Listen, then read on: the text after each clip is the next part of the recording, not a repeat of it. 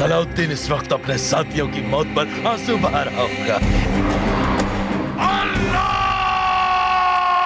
अकबर! अब बारी अफराम की है। मैं एक नया जंगजू लेकर आऊंगा। क्या कहा? खूनी बर्नार्ड आ रहा है। अगली मंजिल है कुदूस। रुको!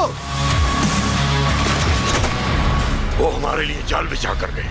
हक आ गया और बातिल मिट गया।